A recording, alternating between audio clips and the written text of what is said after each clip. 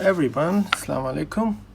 Welcome back to episode 4 of our book reading of Sayings of Quaid-I-Azam Mohammad Ali Jinnah by Mr. Rizwan Ahmad. Okay, dokie.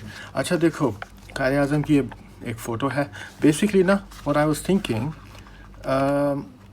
we've been reading randomly. There was a good sampling, but let's go from the front of the book or the beginning of the book, and then there's this, forward and preface and Quaid-I-Azam a study. That is a kind of an essay by the author. So I'm skipping all of that and let's go to his sayings that start from the beginning. And this way we will have good reading. Plus, honestly, I can't do a Dr. Zakir Naik on this, that I remember which ones we have read. That's probably what he does best, isn't it? So I plan to read from here and then continue every week until we finish the book. That way we will cover everything, inshallah. I don't know how many weeks this is going to take, but honestly, I watched my episode 3 just a little while ago to get in tune with the reading and get a feel of it. And it's actually good. Views are not. Apart from that, this is great. Okay, so today we are starting from page 19. This is Islam, or titled Islam, and the topic is Ramzan. Now look at this. Back in the day, people like us, we never said Ramadan. We didn't know it was Ramadan. Although we used to live in the local, Khalij area. Let's say personally, myself and Oman as children, but we used to call it Ramzan, and of course, the Arabic word is Ramadan. Okay, so that's just some background. I wrote one of my articles on this in Urdu, so it's on my site, and the new site is almost complete, inshallah, but I am so lazy and distracted right now. So that's a bit about what I was planning today. Okay, so Ramzan.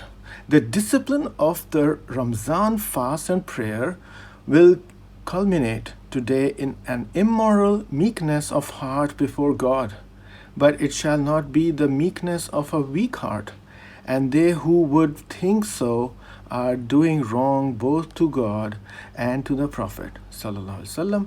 For it is the outstanding paradox of all religions that the humble shall be strong, and it is of particular significance in the case of Islam, for Islam, as you all know, really means action.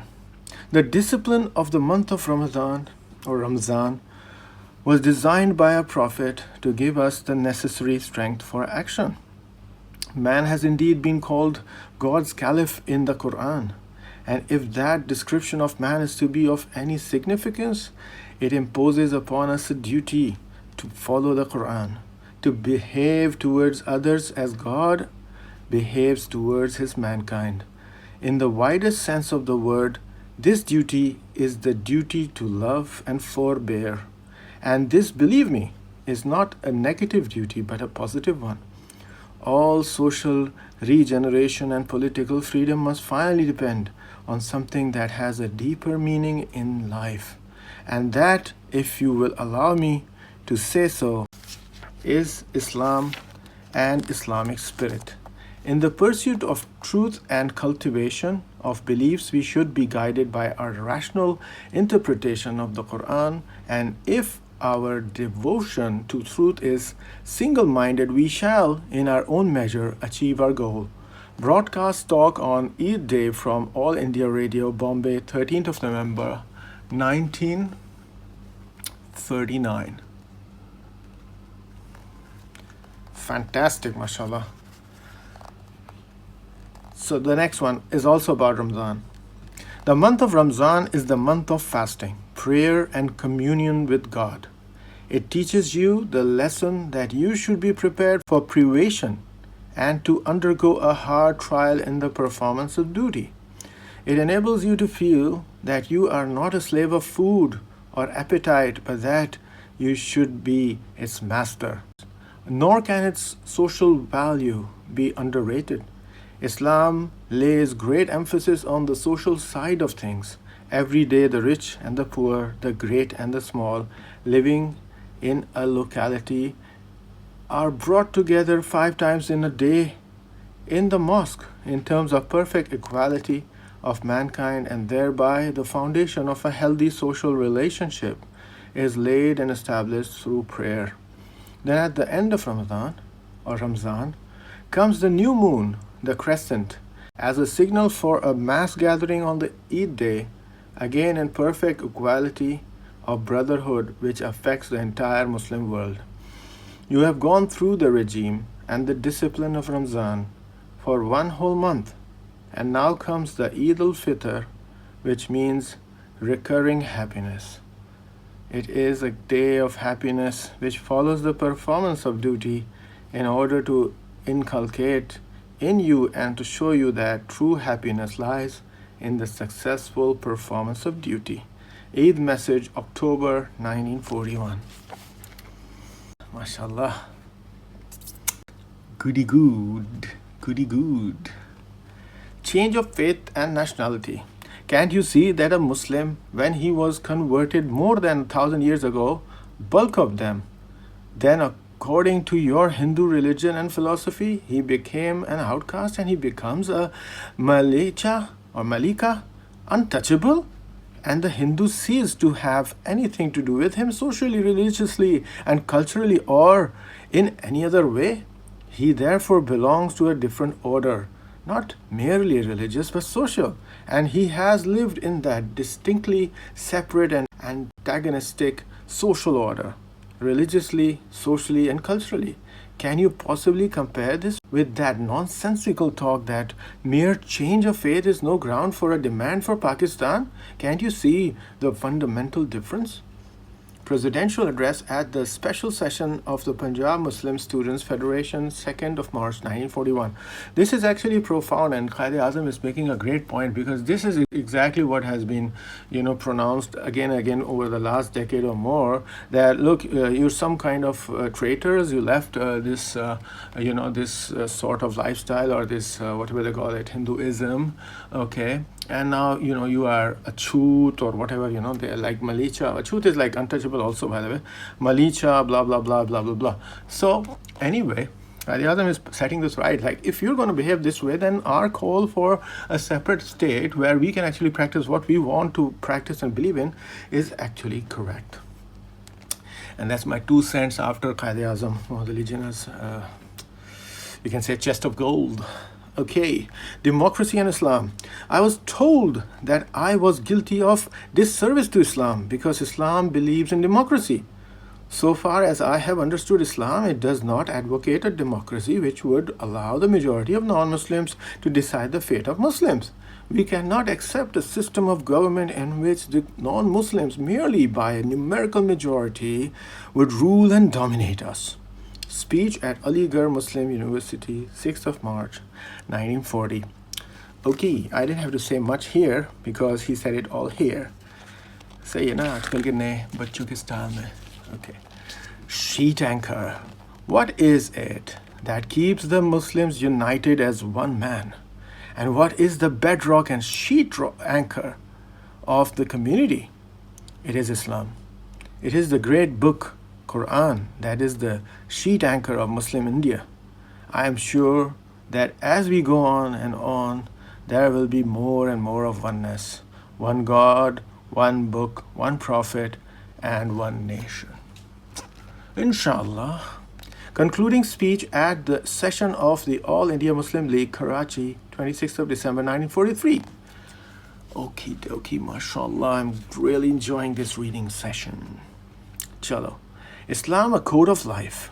Every Muslim knows that the injunctions of the Quran are not confined to religious and moral duties.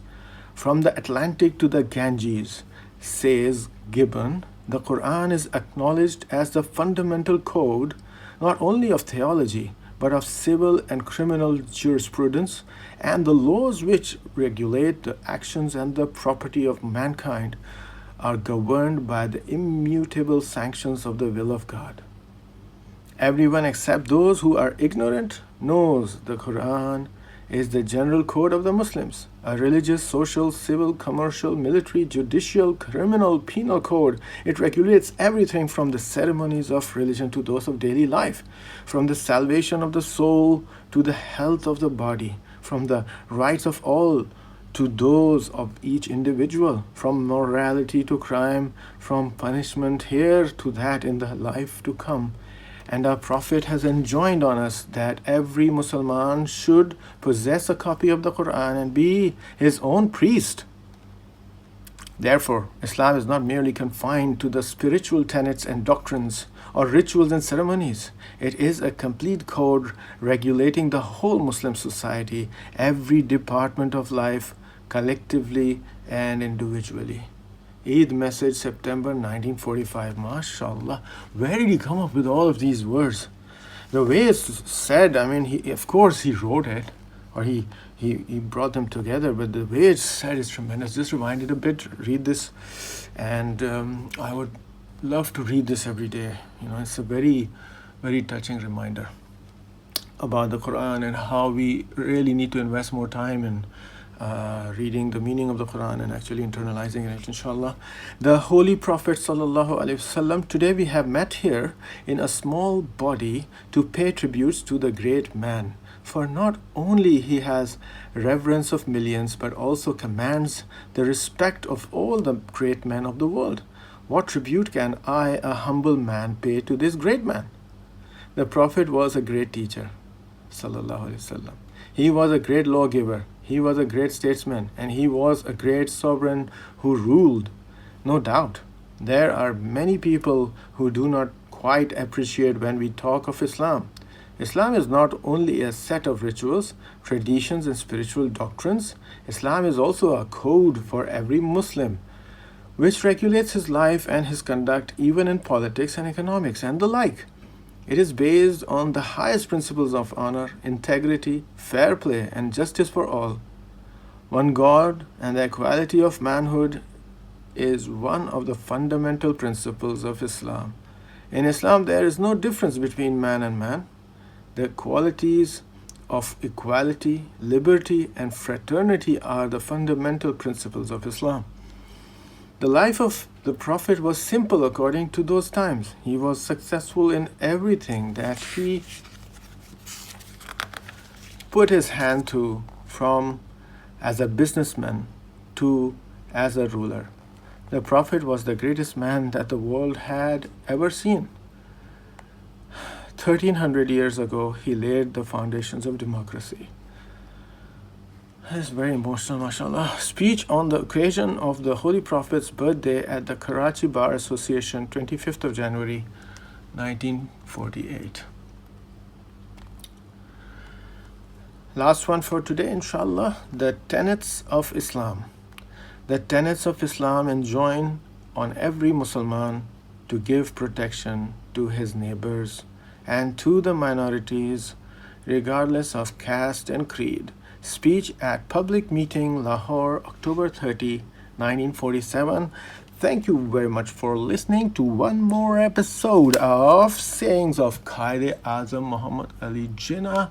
And let me tell you, this is in the language of Inglesi or English, because Quaid-I-Azam Mohammad Ali Jinnah used to mostly speak English. So if you have a peeve with English, please go and look at the man who founded your country and get some English going, child, uncle, aunt, or churel.